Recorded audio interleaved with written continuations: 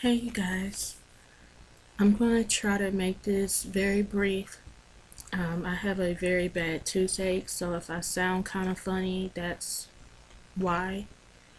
But I do believe that I need to get this video out there, so I'm pushing through this pain that I'm feeling. But I had this dream that I'm about to share. I had awoke early Saturday morning, which was June the 15th of 2013. The dream was very brief, but from what I remember I was pregnant, and throughout the dream I was experiencing pain off and on. I knew that it was almost time for me to give birth. And there was a point in the dream where there were many people in my living room, in my home. And there were a lot of people who were pretty much just there. And what I mean is, it just seemed like they wasn't for me. They wasn't concerned about me. They didn't care if I was in pain. They was just there. And I remember I got very frustrated, and I just, said to them, everybody that is not for me needs to leave right now. And when I said that, I remember I was grabbing my stomach because I was in pain. And I remember I was sitting down and my husband reached out for me to help me up, and I just remember the pain that I was feeling, like I knew it was time. And it went from that point to where I was in a hospital, and I was at the I was at the counter checking in, and I remember I was signing my name to check myself in. And it went from that to where I could feel myself slowly coming out of the dream. For some reason, something, I don't know what it was, but there was something that had took place to where the number 3 was a focal point. I can't explain what I mean. All I know is something happened to where it was something about the number 3, and I had that on my mind. And literally right before I woke up, I heard the words World War III. And when I woke up out of this dream, I just laid in the bed and I was just talking to God and just asking him, what was this, because I knew it was very significant. And I've really been meditating on this since. What I believe is that the fact that I was pregnant, I believe that that represented Israel. The reason why I believe that is because if you look at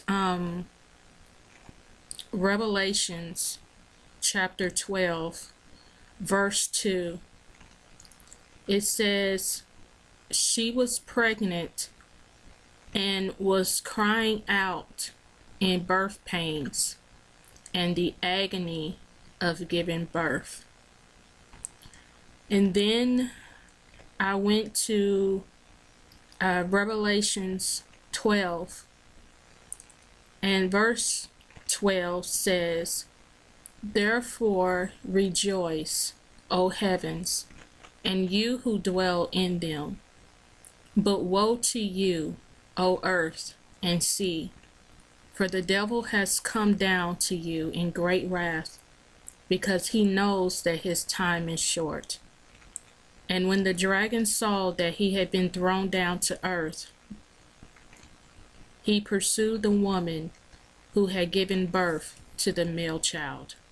And I read from Revelations chapter 12, verses 12 through 13. Now in verse 13, when it says that he pursued the woman who had given birth to the male child, we know that Jesus represents the male child. And Jesus he came from Israel. So I do believe in this verse it's saying that Israel gave birth to the male child.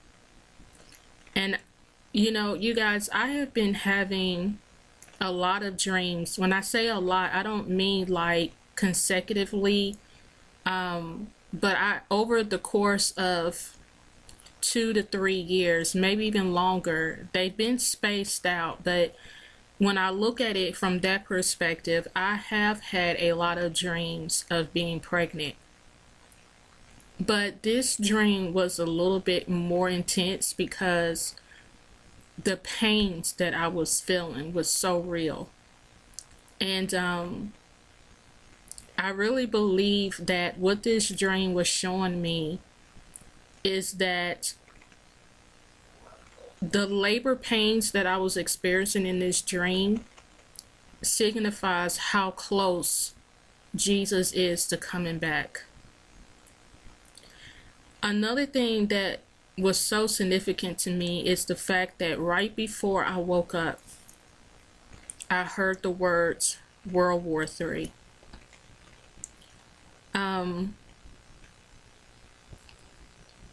I don't take this, you know, as a coincidence by any means.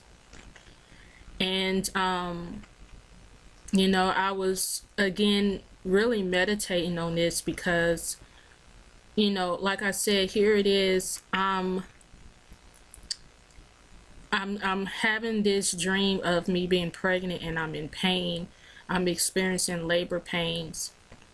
And, you know, and right before I wake up, you know, I hear the words World War III. And another verse that I would like to read is Revelations 12, starting at verse 17.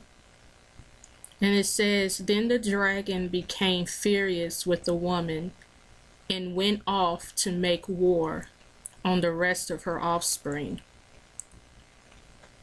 on those who keep the commandments of God and hold to the testimony of Jesus. And he stood on the sand of the sea."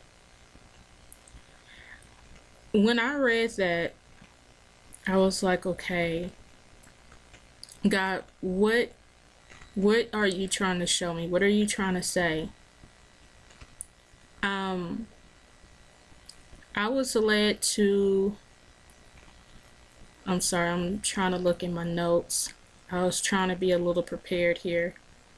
Let's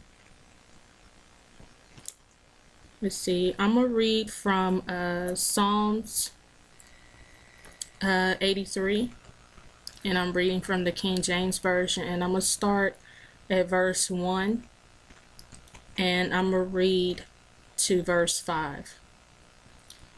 "Keep not thou silence, O God. Hold not thy peace, and be not still, O God. For lo, thine enemies make a tumult, and they that hate thee have lifted up the head. They have taken crafty counsel against thy people, and consulted against thy hidden ones. They have said, Come, and let us cut them off from being a nation, that the name of Israel may be no more in remembrance. For they have consulted together with one consent. They are confederate against thee."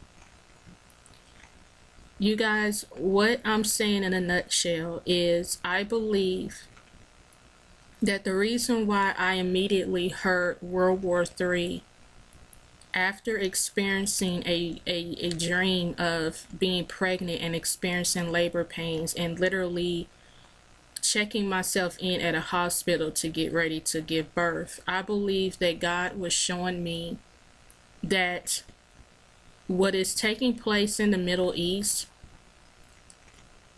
the tension that is so thick in the Middle East, that we really need to pay attention to that, because pretty much all of the nations are rising up against Israel. And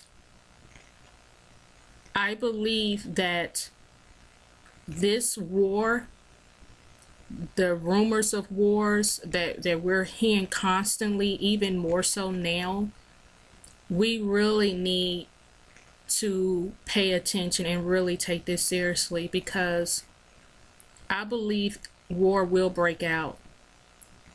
I don't know how this times in with Jesus coming.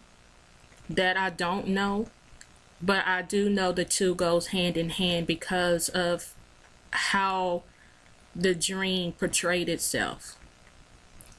It came right after I checked myself in to get ready to give birth.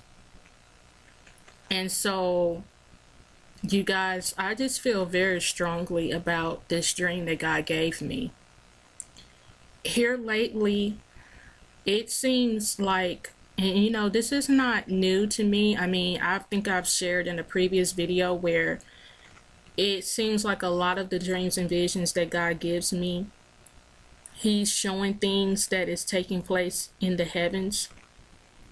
And I'm seeing very fascinating events right before my eyes that are being shown to me in the heavens. And what is so significant to me is how God says that there will be signs in the moon, the stars and the sun. How there will be stars in the heavens, and there will be there will be signs in the earth.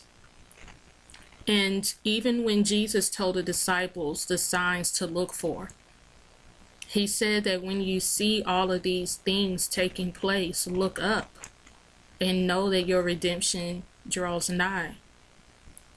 So what I'm saying is, we are seeing so many signs in the earth.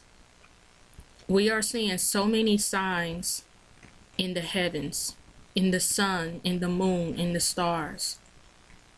And so all I can say at this point, you guys, is to continue to look up and know that your redemption is drawing nigh. And He is so close, you guys. He is so close. I feel in my spirit that there are going to be some major events that are going to take place very soon, sooner than we realize. And I can't speak on that any more than what I just said. I don't have any specifics. All I know is what I feel in my spirit. And you know, I just want to encourage you guys to just, you know, stay strong and stay in faith, you know, and don't let anyone rob you of your faith. And I can't stress that enough.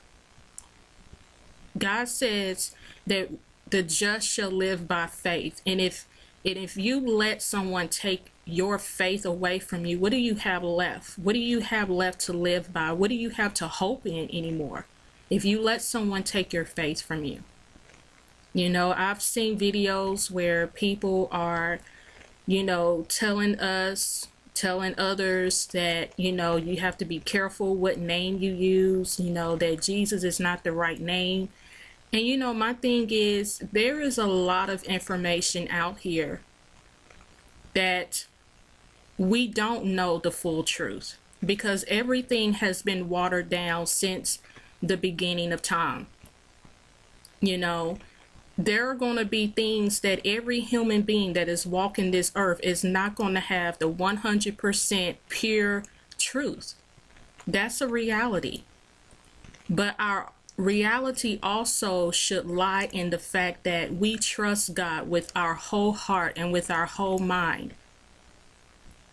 That we have faith that regardless if we know the full 100% truth, that He knows our heart.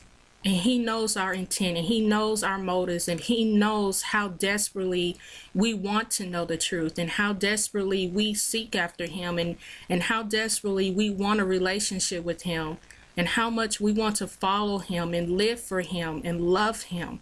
That is what matters. That is where our faith resides. So don't let people discourage you and cause you to fear and cause you to doubt. Because faith is a powerful thing. It is the substance of things hoped for. And if we can't even hope in the fact that we're praying and we're believing and we're trusting in a God, when Jesus said that blessed are those that believe without having seen him. We haven't seen him. We haven't touched him. But we are choosing to believe. That means something. So don't let people discourage you. Don't let people cause you to be in fear. You trust God with your whole heart. That to me is what matters the most to God. Is when you can trust him with everything, with your whole life. So I encourage you all to continue to stay in faith.